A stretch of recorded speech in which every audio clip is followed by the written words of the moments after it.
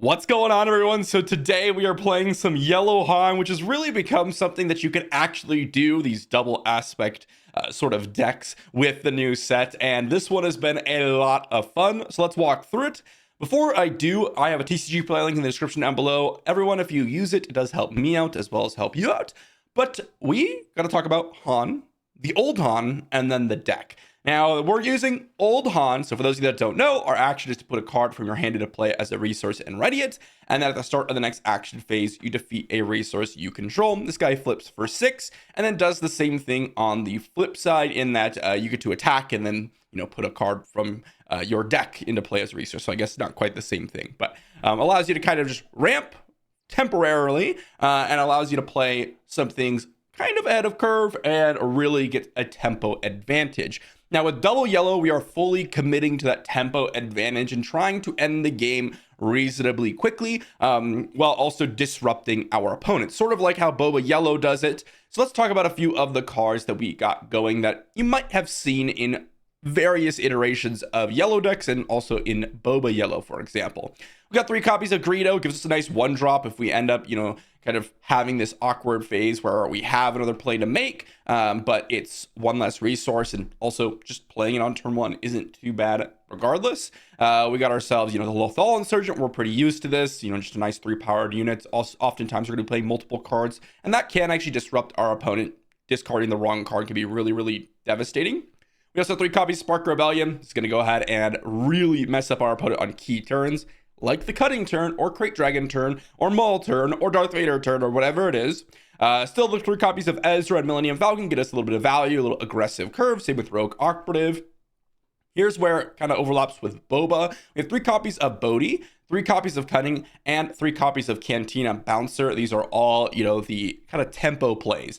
Take cards from our opponent's hand, return units to their hand, and then disrupt them and get in for a ton of damage. And at the top end of their curve, we got the Han Solos on 7, a Change of Hearts, and Syndicate Lackeys give us a little bit of tempo plays to hopefully close out the game and maybe get some value trades on the way. Now, here's where the deck gets a little bit interesting because we have the new cards from the set, as I mentioned. Starting us off, guys, we got 3 copies of Cartel Turncoat. This is just a nice little space unit. Helps us get in a lot of early damage, I've known. A lot of people are kind of sticking away from space units in a lot of different scenarios. So Cartel Turncoat in some games can kind of run a little bit of the early game, especially when it's backed up by like a Millennium Falcon, so it doesn't just die if they are going in space. 3 copies of a new adventure. This is really sweet with things like Bodhi, things like Cantina Bouncer, things like Syndicate Lackeys or Han Solo, all of which are quite good. You could even a new adventure, Millennium Falcon, which also gives it ambush, which is pretty sweet. 3 copies of Jetpack. This is kind of interesting. It's sort of like our version of Surprise Strike, but because we're tempo oriented, I figured I'd run the Jetpack as, kind of a replacement and try it out. And I found it to be really solid. It kind of gives you that option to value trade if you're looking for it. And with us having sort of an advantage in terms of board presence, usually in the early game, the +2 power permanently ends up being extremely relevant.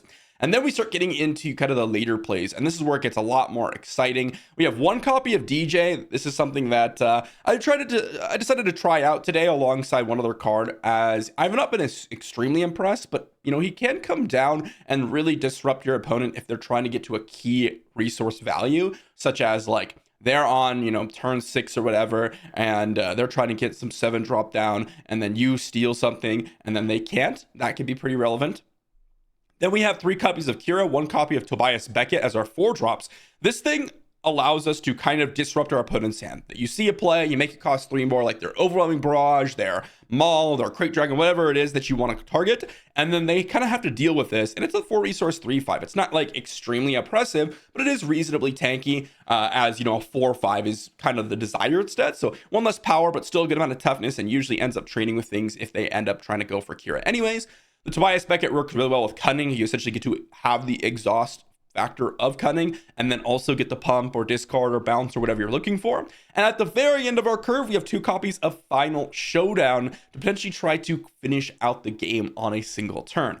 The Final Showdown and DJ are the cards that I'm trying new in this list. I've played the double yellow Han a little bit, and I figured we'd try it out for a video today. The Final Showdown, I've been, hit or miss on this one, but hopefully we can tempo them out early, set up a nice board state, and kind of use Final Showdown as our for a cause, act as if it's going to do, maybe 7 to 8 damage or so when Han comes down, and you have like a Han Solo like unit on the battlefield that kind of control the board, and then you have Han coming down like the leader, and then you get in for a lot more damage, and then you can Final Showdown to finish out the game. Perhaps that's something that we can do, hopefully in one of these games. So without further ado, guys, let's dive into some games with double yellow Han. And we're on to our first game, and I wouldn't have any other way. We're against a double yellow boba. We have a pretty reasonable hand, nothing like too crazy. We can go, 2-drop into 1-drop if we want to go that direction. We could also just play like double 1-drop on turn 1. There's a lot of different options that we could go with. I'm going to resource the DJ and the Millennium Falcon. Both of those actually have smuggle, so that's going to be decently useful. And I kind of like just going with the Greedo plan and then the Cartel Turncoat and see what direction we end up, after which we can always resource the Lethal Insurgent. Okay, they went to Bazine Natal. Probably take... Okay, they took Akira. I'm okay with that. We're going to get down the Cartel Turncoat. And then we're going to pass. Bazine Natal end up looking, well, reasonable here for them. No doubt about it. Let's go ahead and get rid of probably the Greedo here. No, actually, I don't want to use any of my cards in my hand as a resource. We're just going to go ahead and get in for 2. And then we're going to play a Greedo. Bodhi's not looking too great here. Lethal Insurgent, they discarded a new adventure, and we're going to pass. And, ooh, look at those. Those are some good draws. We're going to go ahead and keep Kira for sure. And I'm going to go ahead and resource this Spark Rebellion because Change of Heart can be a massive swing in this matchup. Let's see if they decide to trade initially or if they play something. My guess is if they have something. Okay, Forlom. Forlom looks pretty good here. I don't really like their decision making on that one though. Because if they... Now I can hit their Bodhi and potentially get some value going there. We'll see. I'm going to play Kira. We have Cunning. And I'm going to name... Do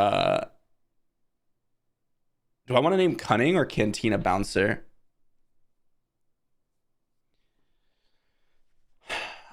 I'm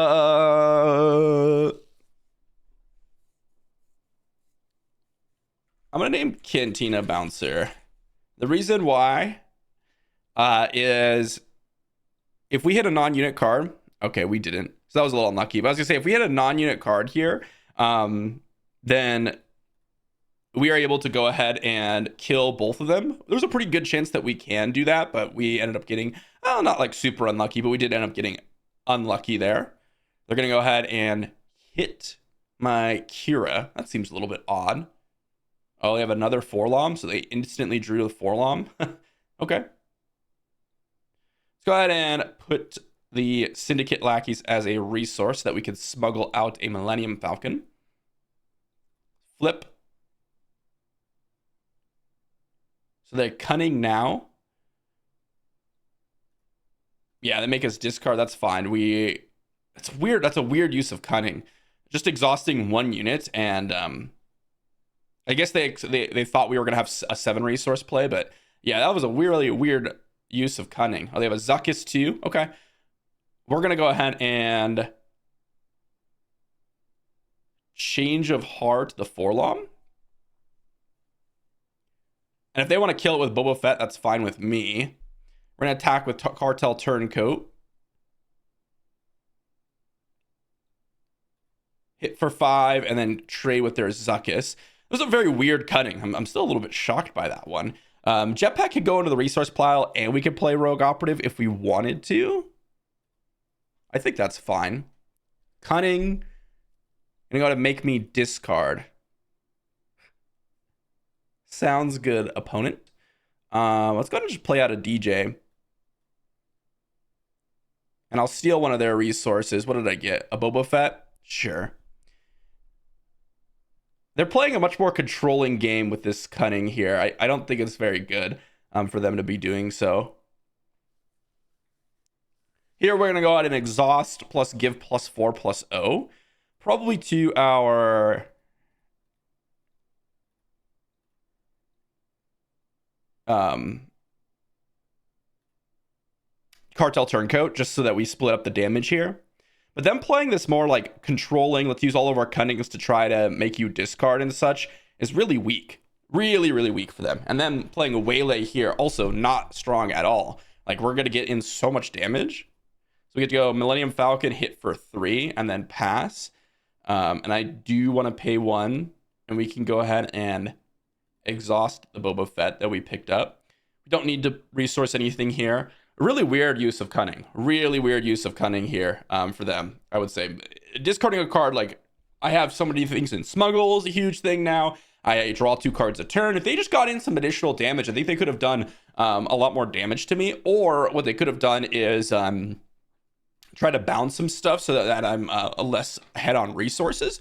But you saw there, we kind of both play the tempo game. They even had the Forlom, double Forlom into Zuckuss play, which was really, really sweet. And of course, they're playing a Boba Fett where I'm playing Han as a flip. So they definitely had some strong cards, but I think that if they kind of changed how they use cunning, instead of just trying to go for the last card in hand, it would have been a lot different.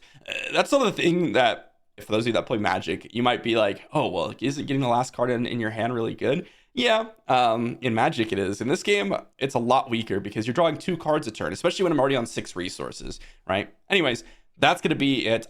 The first one isn't too bad because I'm on Han Solo, so maybe they thought I had a 7-drop, but if you know anything about double yellow, there isn't really many 7-drops. Like, Han Solo unit is the only one, and that was what I was playing. I can't even kill their Boba Fett, so it's a little bit weak. Anyways, that's going to be game 1. Let's move on to game 2. And on to the next game against Kylo Red. So a very, very powerful deck that we're fighting against here. And we have a pretty reasonable hand. We have the Millennium Falcon here, which can kind of take control of the skies if they end up playing any sort of resource or play in the space side of the arena. We have an easy resource in the Millennium Falcon and probably the Lethal Insurgent. And we can play one of our turn 1 plays here.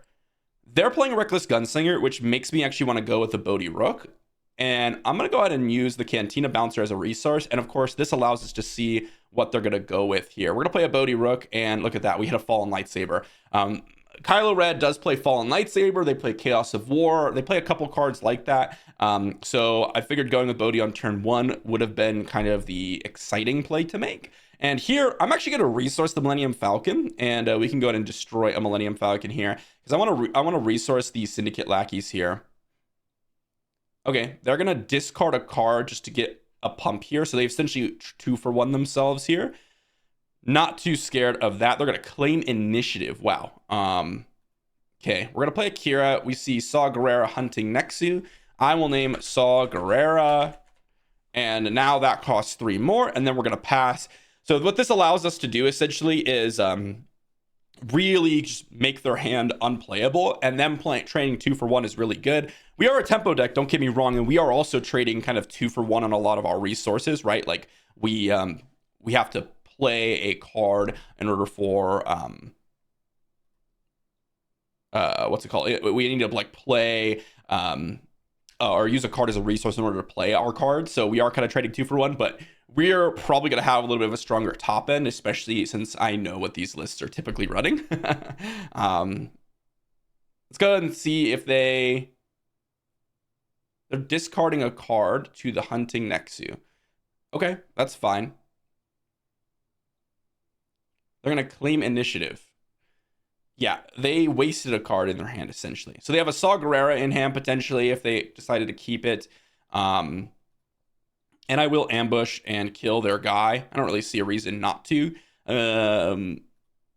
Change of Heart is pretty weak in this matchup, actually. That was a really weird play from them. Do I want to trade with Miggs Mayfeld? Yeah, because they could discard a card. Let's go ahead and undo that. We're going to play an Ezra Bridger here. And they can get down a Kylo Ren here. And we're going to claim initiative. If they want to hit my Ezra, that's also fine. Oh, they have a Fallen Lightsaber. Wow, what a good draw from them. Fallen Lightsaber is huge for them, for sure. That is a card that we do really have to be careful about. We drew fantastically a Cunning, which is going to allow us to exhaust and buff a unit. We can also buff discard at random because they kept it in hand. Now in this spot, we were going to take 8 damage, but we will get the board completely clear, and then we'll have a Han Solo flip. So they clearly kept a card, and they did go ahead and resource one of them, which makes me think that they have something important to play. Oh, it's a Death Star Stormtrooper. I suppose that it's not exactly that great. So not maybe it would have just been better to, you know, exhaust so we don't take the damage. What did we see? Oh, we have to complete the attack, of course. Let's go ahead and deploy a Han here just to get it down. We're going to go ahead and attack, and hopefully we get some sort of smuggle option. We did not. But here, we don't need a resource. I guess we could resource the jetpack. There's not really a huge downside to that, since we will still be able to go ahead and get some value going with this. Let's go ahead and hit with Han. Maybe get a resource into the resource pile. Let's go ahead and just claim initiative here, because we can bounce, give Han +4/+0. And play a jetpack and a Spark of Rebellion. Let's go ahead and destroy a Greedo here. Let's go Cunning, return unit, buff a unit. Return, buff. Force throw. Okay, we're gonna go ahead and discard. We have a jetpack. Let's go ahead and just smuggle out the jetpack. What did we put underneath? Nothing too crazy. This is gonna allow us to hit the base for 10 here. And now we just close out the game. Just smack them for 10. And what did we hit off the Han trigger? Nothing too crazy. And you can see there, we kind of played a little bit more of a controlling game against them. They had double Fallen Lightsaber, which is the best card in their deck. And so that's kind of what made me a little bit concerned there for a second when they put the Fallen Lightsaber on Kylo. But of course, we were able to go ahead and just leverage kind of the more valuable cards. We played a very similar strategy. If you think about what's happening in this matchup, is they discard a card to kind of allow their units to trade with ours, but we discard a card from our hand to allow us to play things above curve. And in some cases, it really messes them up. Like Kira on the Saw Gerrera makes it so that we don't take a bunch of damage when we're playing things like Cunnings and such. The Syndicate Lackeys trades, the Bodhi Rook ended up going ahead and trading with the 4/2, right? Like they discard a card. And that's exactly how this matchup ends up going. Is we're a tempo deck. They're also not necessarily a tempo deck. They're just like a hyper aggressive deck. And if we're able to get to our Han flip and not have taken too much damage, that's when we start to kind of get the edge and close out the game. But that's a nice game. Let's go on to the next one. All right. And the next one against Luke Green. Luke Green is a pretty sweet list. I'm excited to see what we're going to be fighting against here. We have a double Cartel Turncoat on turn 1. I don't really see a reason to do anything different with this hand. I can resource the Han, but I think I'd rather resource the Tobias Beckett and the Cantina Bouncer, go double the Cartel Turncoat, and just avoid whatever's going on over here. Shield token, and we're going to go double Cartel Turncoat. And we're hopefully going to get a lot of damage in. Hopefully, I don't have like a Consortium Star Viper or anything like that, because that would be a little bit sad. We ourselves drew a Spark Rebellion and a Greedo. So the question is, do I want to play Spark Rebellion, Greedo, or a Rogue Operative? I think I actually rather go for the Greedo. Why didn't they shield here? That was weird. I'm surprised they didn't shield. Okay. Queel is nice. Let's go ahead and get ourselves the Spark Rebellion going. We have a Luke's Lightsaber, a Devotion, and a Kanan. I think I just take the Devotion here to prevent them from increasing the Queel's power. And here we get to go Cartel Turncoat attack.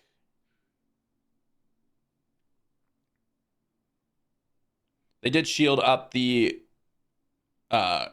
Queel here. They're going to attack. They're going to put a card on the bottom, which means it's not anything too exciting. We're going to attack. We're going to play a Greedo, and we're going to pass. And a new adventure is pretty weak in this spot. Cunning is obviously fantastic, so I will keep the Cunning.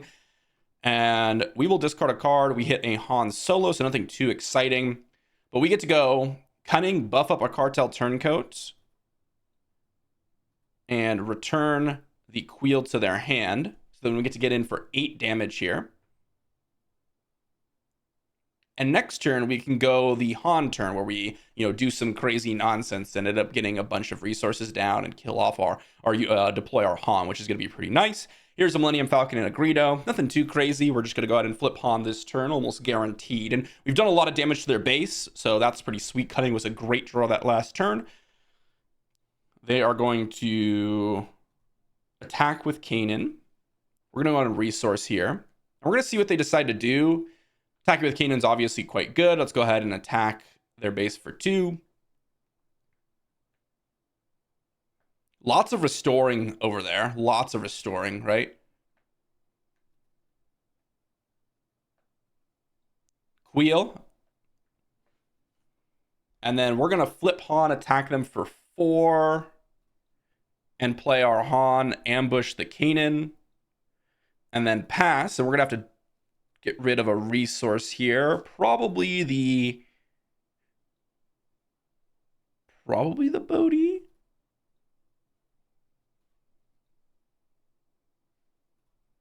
As Kira can hit anything and mess up their turn. Obi-Wan Kenobi. Let's go Kira. And we can name Luke.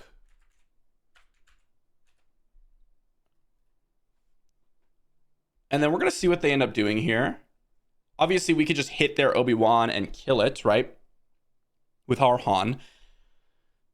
They're going to go ahead and activate Luke. We're going to go ahead and kill Han. They can go ahead and put the experience tokens on Luke, which is fine. You know, they're going to get some shield tokens. Their restoring is going to be a little bit obnoxious, right? As I said, they have a ton of restore. I wonder if I should have attacked with Han first, since they couldn't have played anything. Yeah, that was probably a mistake on my part. I probably should have just attacked so they couldn't one-shot my Han here.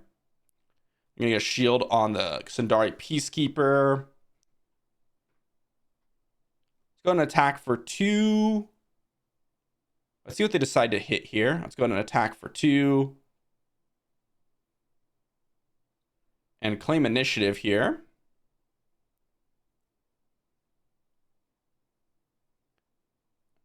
And let's hope we draw something quite nice.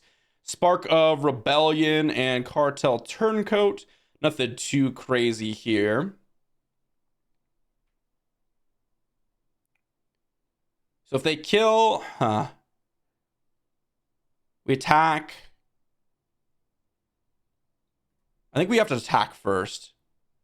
They can ECL at a Luke,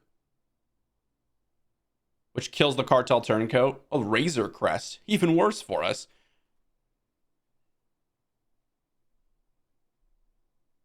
Really nice from our opponents. Let's go ahead and attack for 2. Razor Crest is really good. These tempo decks really do struggle a little bit against like the full restore deck. I mean, if you look at all their cards, every single one of them has restore or sentinel or something of the note. It binds all things, and that's probably game. They definitely outvalued us in terms of restoring up. There was that one turn where I could have hit their Obi-Wan, and then maybe I would have gotten 4 damage. That might have been my misplay there. I think if I look back, I think that was the thing that kind of made the game unwinnable. But yeah, that's a deck that really we struggle against if they're full on restoring, which they are. Which is kind of what blue does usually. And with Sundari Peacekeeper, it's really easy to. But anyways, that was a really good match. Let's go on to the game number 3. All right, and I said game number 3, but I think this is game number 4. And I keep trying to join these lobbies, but everyone sees and then they leave. Maybe they're afraid of fighting the double yellow nonsense. Kira is, well, pretty solid, but something like Cunning is very good against Kira. So I am curious to see what's going to end up happening here. Don't really want to resource Cunning. That's a card that you basically never want to resource. I'll probably resource the Jetpack and the Lethal Insurgent so I can go double 1-drop here. And ideally, that's going to end up being pretty nice. Cartel Turncoat looks pretty good in this situation. So happy with that. Let's see if they decide to put a shield token on it in just a moment. Final Showdown, Syndicate Lackeys. Yeah, Final Showdown looking pretty bad here, I'm thinking. But we can go Kira on this turn, which is really nice. Set up for the next turn. Let's go to resource the Final Showdown. We're going to be keeping Kira and Cunning in hand. Interesting. Let's go ahead and put Syndicate Lackeys down as a resource.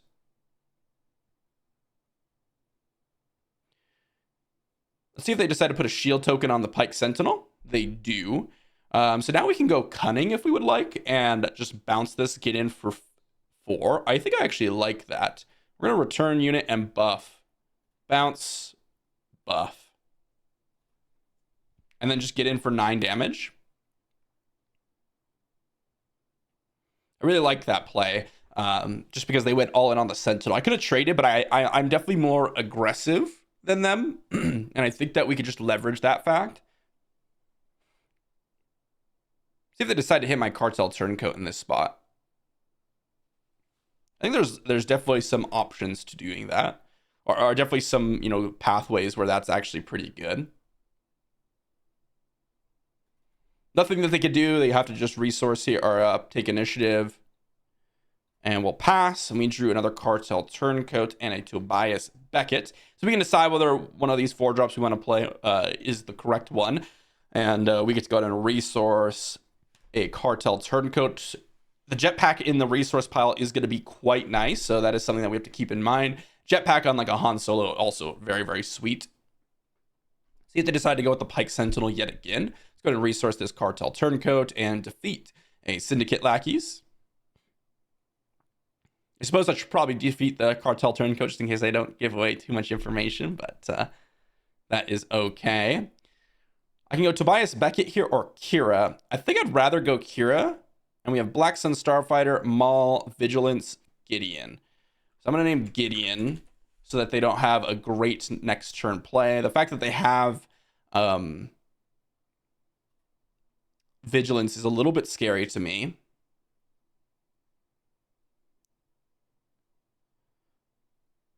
They're going to attack my Cartel Turncoat. Let's get in for 2. I think it is worth getting in some damage here. And we're going to claim initiative. I let them put the shield on Pike Sentinel because I'm not 100% sure how I want to handle that one yet. And it might be I jetpack something and go for it, or I might do something else. I could have traded and then left open the Kira attack on the base, which this might end up costing me. We will have to see. Ooh, that was a pretty great draw, actually. Cunning is really quite solid of a card. I will say that much. I think we're going to actually bounce this again. I think that's just a good play. And then give +4/+0 to the Kira.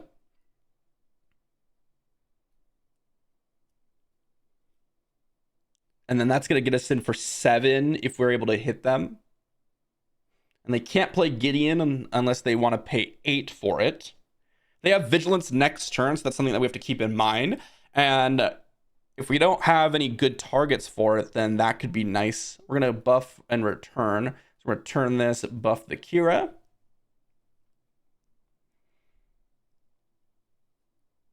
Takedown. Okay, takedown was quite an amazing play from them. They're going to hit their Inferno 4, draw a card, do the thing. Hit in with Greedo. We're going to flip Han. I think. Or maybe we wait till next turn. Actually, you know what? We're not going to flip Han. And we're just going to pass. I thought about it for a second. I was like, I don't think we actually need to flip Han here. Because I'd rather keep the Millennium Falcon in hand. And look at that. Now we have the jetpack, which is nice. And yeah, they're going to go Vigilance here. And they're going to heal, sure. But that's not too big of a deal. We get to go Millennium Falcon.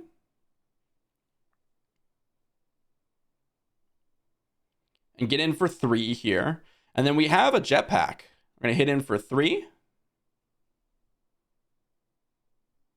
And here's the thing. We're going to deploy Han. They're going to deploy Kira. And they're going to think that they could trade with Han, but we're going to jetpack it. And give it a shield token.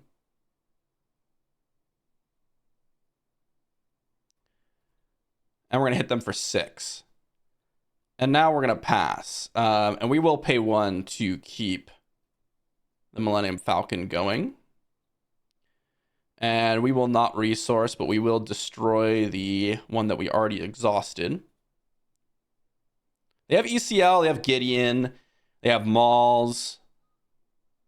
Let's see if they decide to kill their own Kira here. Nope, they're just going to trade straight up.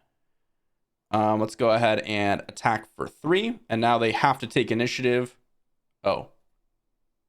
Well, they just let us win, I suppose. Yeah, I don't know why they did that. I was gonna say they have to take initiative, and then we can go Bodhi, Greedo plus Jetpack next turn potentially. But this is just a win. Cool. GG. GG. That was pretty nice. The Kira on Gideon was the key turn, because if they were able to ECL out Gideon, and like let's say we just played a random 4-drop, like let's say that was like a Gamorrean Guards or something of that note, then, or a 4/5, then they would have been able to EC out Gideon, get an experience token. It would have changed the entire game, especially since, remember, Kira does half damage anyways to everyone when she flips. So like getting some damage on Gideon doesn't actually matter, as they're going to get damage on Gideon anyways. And also, we don't want to trade with their units. Like, we want to get in for some damage. So little surprised that our opponent went in for that attack. I suppose they just didn't see the Millennium Falcon. But yeah, that was that game, and it ended up going pretty nice. That jetpack, as you saw there, was incredible. If we hadn't gotten that extra 6 damage by protecting Han, it would have been a completely different game. And they definitely risked it by, you know, passing to set up Akira when they have ECL out too. There's a lot of different things that you could be doing instead of that, and they went with Akira flip. But anyways, that's going to be the game. Let's move on to the next. All right, and we got ourselves a game against Vader Green. Now, this one is a very scary deck, but it doesn't have ECL. And the fact that it doesn't have ECL is a lot more hopeful for me. We do have a final showdown, and I could resource that, or I could resource the Han. And I think in this spot, I should resource the final showdown and probably the Greedo. And then we're going to put the Lethal Insurgent as a resource. And then we're going to go ahead and play a Ezra Bridger on turn 1. That's always a fantastic turn 1 play, since it just gives us so many different options. And despite me liking the Han, I think I get rid of it, especially when we have so much hand disruption. We just want to be able to play it out, right? And getting rid of certain events like Overwhelming Barrage is extremely important. Here, I'm going to go with the Bodhi because I want to get things on the board. And look at that. We could take the resupply. Awesome. So now they have no turn 2 play, which is just amazing. So they definitely should have attacked first. Let's see. Do we want to discard the Millennium Falcon or leave it in play? I will leave that on top, and then we're going to pass. So right there, that's one of the reasons why against these yellow decks, you really should be just playing out your cards. I wanted to get something on the board. I know Spark Rebellion would have guaranteed me something to take from their hand, but I wanted to get on the board so I can get some additional damage in. And then playing an open fire like that is, you know, not scary whatsoever. We're going to go ahead and get in for 3. And then we're going to play a Millennium Falcon. And they have an Overwhelming Barrage, which means I'm going to hit their silencer so they can't Overwhelming Barrage me. And then we're going to pass. And do I want to pay 1 to keep Millennium Falcon running? Let's see. I'll have 4 resources afterwards. Yeah, I think I do. Let's go ahead and exhaust this. And then we're going to go ahead and resource probably one of these, like Cantina Bouncer looks like a good resource target. They're going to play a Death Star Stormtrooper. So now they can go ahead and deal 1 to Millennium Falcon to kill it off. And then we're going to go put a resource into play, probably the Change of Heart. Yeah, and then we can play Spark Rebellion to mess with their hand. And Cunning? Let's go Spark Rebellion first, and they have Emperor Palpatine, so we take their Overwhelming Barrage. And then we attack their base for 4, and then we play a Cunning. And we discard at random. Actually, we return a unit and buff a unit. And this prevents them from trading into my Bodhi, so we can just get in additional damage. Again, we're on the full-on tempo play. We just get in damage, prevent them from having units. Overwhelming Barrage is obviously really good, but if they don't have any units on the battlefield, it can be quite difficult to do anything. We do have to defeat 2 resources here, so we have to keep that in mind. We can play everything in our hand, so I don't think we actually resource anything. And we want to destroy probably Han and a Lethal Insurgent. And we can get down an Ezra Bridger and a Spark Rebellion. Heck, we could even Spark Rebellion and a Jetpack if we wish to do so. Let's go ahead and just Spark a Rebellion here just to see if they have anything. Darth Vader, resupply. So if they resupply, then they can get down to Darth Vader. So yeah, let's get rid of resupply. They can deal 1 damage here. We get to go attack with Han. Jetpack, our Bodhi, and then attack for 5, and then we pass. And now they have a Vader, so they can get down Vader, and then they have to hit a Sentinel, right? Because if they don't, then they're doomed. They are, well, completely doomed. So this is kind of the turn. If they hit a Sentinel off the Darth Vader, then they can do some work. If they don't, then it is kind of doomed for our opponents. They do hit a Sentinel, so there you go. That is pretty nice from them. And now we are losing. I will say that much. We are losing. Let's go ahead and play Cantina Bouncer, bounce the Death Star Stormtrooper.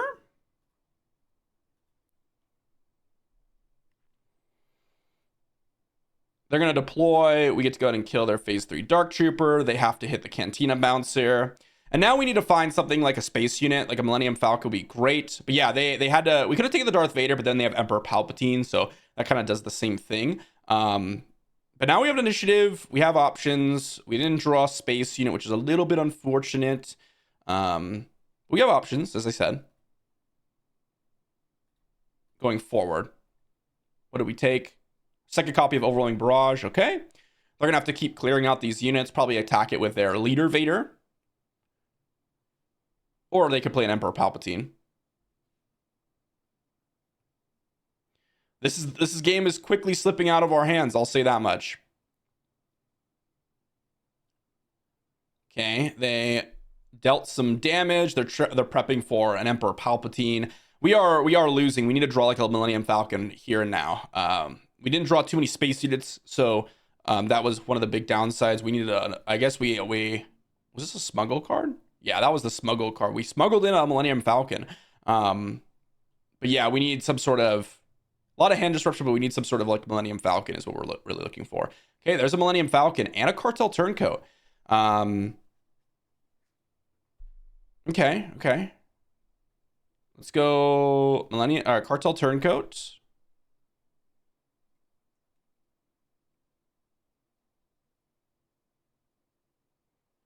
And let's see what they decide to do here.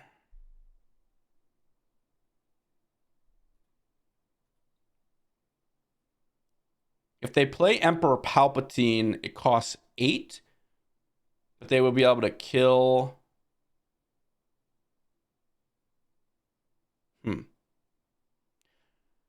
I'm going to put the Millennium Falcon in as a resource. And this is to just stall my opponent to see what they want to do.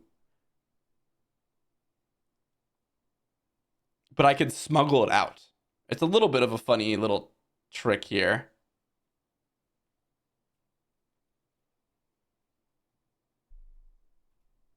So they have 6 damage. They can kill both the Cartel Turncoat and the Millennium Falcon. Oh, man. Pretty brutal. We're going to pass here.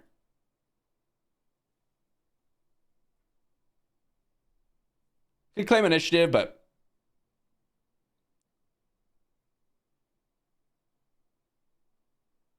Let's see. I think we just pass again. If they don't play anything, then it's still their advantage.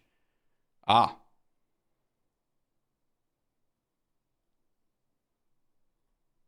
But now we're going to play a Millennium Falcon. It's not going to do anything because they could just take initiative and play a Palpatine here.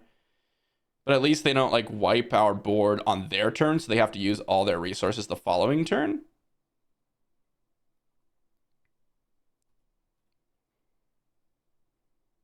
They claim initiative, pass. We drew Millennium Falcon. Okay, that is exactly what we needed. So they're going to play an Emperor Palpatine, and then we play a Millennium Falcon, and we win the game. Wow, that was really, really close. Unless they have something with 1 resource. Boom. Millennium Falcon, can that be the win? Oh my gosh. We needed a Millennium Falcon. Is that the W? Is that the W? Because they can bounce the Salacious Crumb, but like, who cares, right? They have to play it again, and they can't, do anything before we attack. So yeah, I think we put ourselves in a situation that we actually could win this game. And yeah, that's going to be the win. GG. I think if we had played that a little bit differently and we hadn't passed and did that whole shenanigans last turn, we would have been in a spot where we actually couldn't win with just playing a Millennium Falcon, right? Because they would have had, 9 resources up this turn. So if they had any other card like a Palpatine, a Reinforcement Walker, or anything like that, they would have been able to close out the game. But it's kind of hard if you're your opponent to see someone passing and you have 8 resources up Vader up, all these cards up, and not do anything. So I think that going with the light play of bouncing Salacious Crumb and playing it to heal one isn't a terrible idea, but it ended up losing them the game in this specific spot. So that was definitely a situation where we're playing to our outs, which was Millennium Falcon. That was the only out we had, and we played to it. We ended up getting it, and we won. Barely, just barely, like exact damage, barely living. Remember, because they could attack with Vader and deal 2, and we got rid of their Emperor Palpatine in hand, and we set it up so they couldn't play a second one. Wow, that was a sweet game. All right. I like it. Let's go on to the next one. All right, so we find ourselves up against Iden Red. Cards that are really good in this matchup: Bodhi Rook, Spark of Rebellion, that type of stuff. And look at that, we end up having both of those in our hand. So I will keep this hand. I'm gonna go ahead and resource the Jetpack and the Tobias Beckett. And I will probably put maybe I'll put the New Adventure or the Spark Rebellion.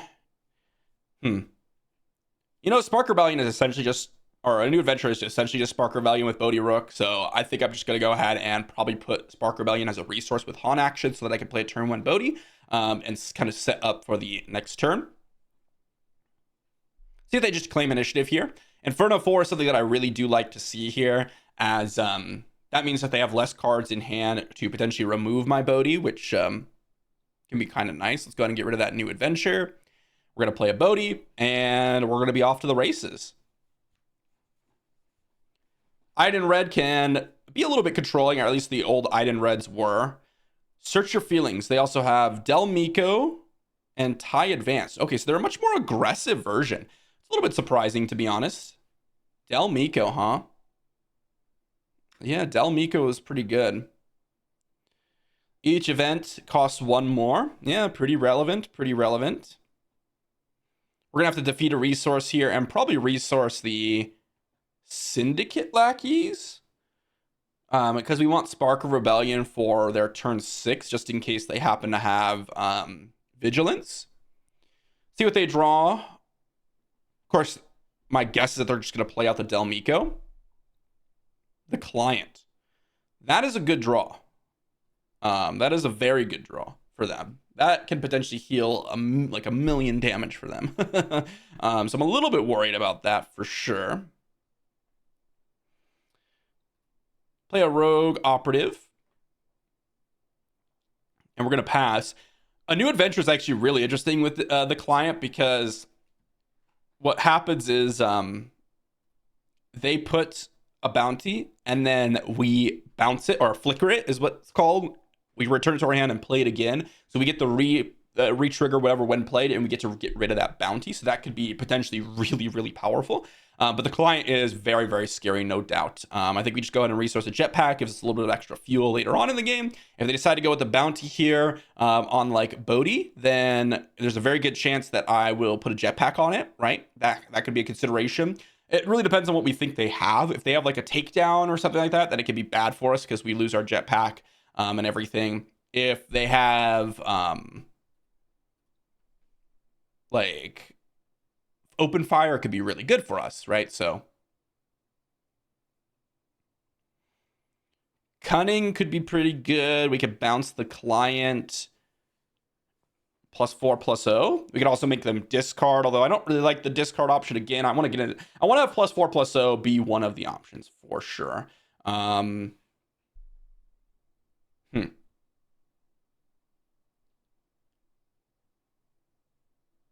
I think I like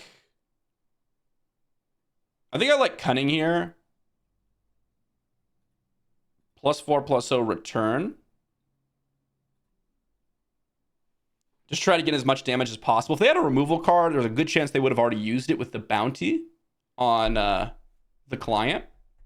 And this also sets up a situation where if they play anything in the ground, then we could potentially just kill it with Rogue Operative.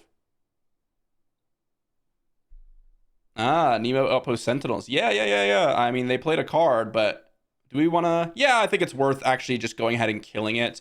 Doesn't look like an appealing play. We lose out on 8 damage, but we also save our Bodhi and our Rogue Operative.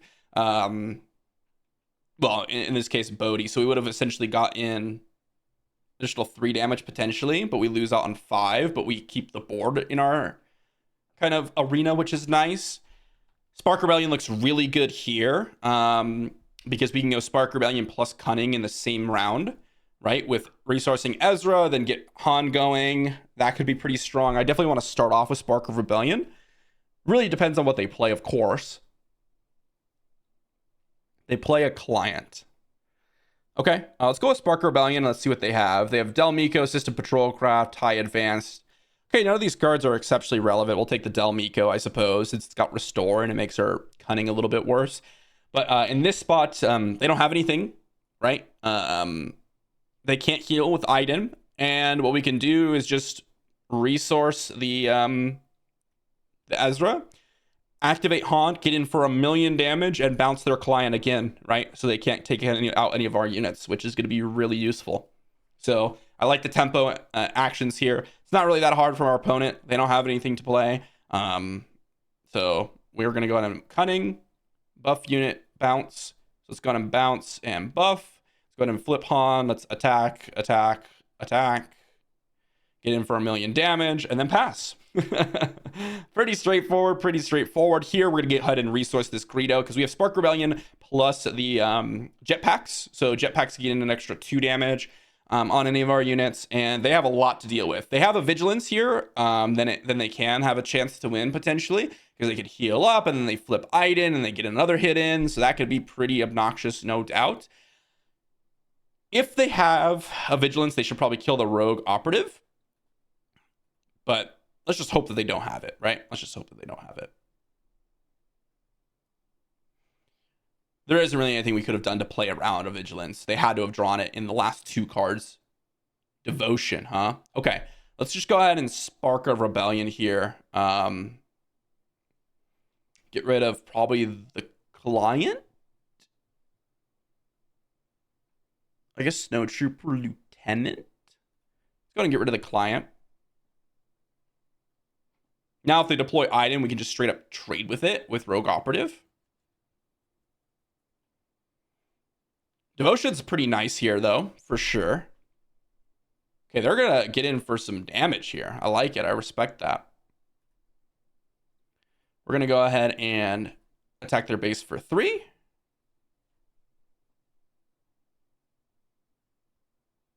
And now, if they deploy Iden, we could jetpack the Rogue Operative, so it's safe. Right, so this will heal 1 if she kills. Let's think about this. She kills the Bodhi, which heals 1, that's 21. And then we put a jetpack that's 6. Yeah, that's winning the game. Look at jetpack, man. Jetpack is so good. Jetpack, give a shield token, and that should be the end of the game. So I was thinking about Snowtrooper Lieutenant, and if they had played Snowtrooper Lieutenant alongside Iden, then they could have potentially been in a situation where they one-shot my Han. But now all of our units live, and they have no cards in hand, and we just finish out the game. Fortunately for us, no Vigilance, which would have been, a little bit scary, but that is over. They got nothing. They can kill the Bodhi, doesn't matter. We just get in for approximately 1,000,000, and we finish it off with a Han attack. Pretty sweet, pretty sweet. Yeah. Not exactly that close, to be honest. I felt like we were always in control of that game. And that's going to be GG. So GG against the Iden Red. Wasn't really a more controlling traditional control list, I should say. More like unit-based, which is kind of cool. But definitely ended up winning that match pretty handedly. So GG, and on to our final game here. All right, and we find ourselves against Sabine Green. Definitely a very scary deck. This is a pretty reasonable hand, though. We can go and resource probably the DJ. This is a card that's probably not going to be exceptionally useful in this game. And we're going to probably resource both the Lethal Insurgent and DJ, go double 1-drop, trade with anything that they play. And we have Spark Rebellion. Oh, double Clone Deserter is kind of nasty. Wow, what a hand from our opponent already. Yeah, sure, I guess. Let's go ahead and get rid of Spark Rebellion because we have Kira now. I was thinking we keep both because we can get rid of their Podamerons and such. Let's go ahead and just kill the Clone Deserter. Now let's discard a card. Oh, we hit a new adventure. Awesome. So that does do a little bit of extra damage here. Go ahead and get in for 2. And we're going to play a Rogue Operative. And we're going to pass. And we drew Lethal Insurgent and Cartel Turncoats. I think Cartel Turncoats just a little bit more exciting in this spot. But yeah, we're going to go definitely Kira here and mess up whatever they're going to be doing here on turn 5, which is going to be nice. Let's go ahead and attack for 2. They're going to deploy Sabine. And let's go ahead and get Kira down just in case they have a Darksaber. They have a Podameron and Darksaber. We're going to name Darksaber. I was thinking that we could mess up, Podameron, but we also have Han Solo, which could kill Podameron. So now they play for a cause. If they want. And we're going to claim initiative. So they can ECL out a Podameron here. Let's see. They reveal Darksaber, R2, Clone Deserter, Heroic Resolve. So none of those are particularly exciting. Let's see if they mill all of them. Yeah, they milled all of them. Cunning is very good here. Cunning is very good. I think we start by just killing their Clone Deserter. And if they decide to go with Darksaber on Sabine, then we are in a very good spot because we have to go Cunning, exhaust it, buff up the Rogue Operative, kill their Sabine, and then attack with a Cartel Turncoat. And then we just have to worry about Podameron coming down next turn, but we have Han Solos to come down, which is going to be really nice. So they have to choose here between ECLing out Podameron or Darksabering Sabine. I think for me, I would definitely ECL out a Podameron. You get to kill Rogue Operative and Kira here, and then kind of wipe the board. A K2? No. What? No. No. That is like atrocious for our opponent. I'm gonna be honest, guys. Yeah. That just makes very little sense, to be honest. We get to go flip Han, kill their K2, kill the Sabine, and now they can't ECL out a Podameron. And now we have complete board control. This is still naming Darksaber, so they can't play a Darksaber. Yeah, I mean, heck, Final Showdown. This could be the game, guys. This could be the game for Final Showdown. Yeah, ECLing out Podameron was like by far the thing you want to go for there. It makes my plays so much worse. They're saying GG. Final Showdown. Let's think about this. They can have Wrecker, which can mess us up, right? But we go 2, 5, 9, 15, and then we Final Showdown. That's going to be the end of the game. So yeah, Final Showdown is going to end the game here if we want it to. Double Cunning, also very, very good. Oh, our opponent just said GG and then disconnected. They did not concede. All right, well, I mean, we would have won this game for sure. Kira, you saw there, messing up that Darksaber turn. I thought we were going to go ahead and, name like Podameron or Wrecker with Kira and Mike Sparker Rebellion. They even had a really nice start with double Clone Deserter, right? Like that ended up making our start look a little bit weak because we had Greedo plus Cartel Turncoat and they're restoring, so they're trading back damage extensively.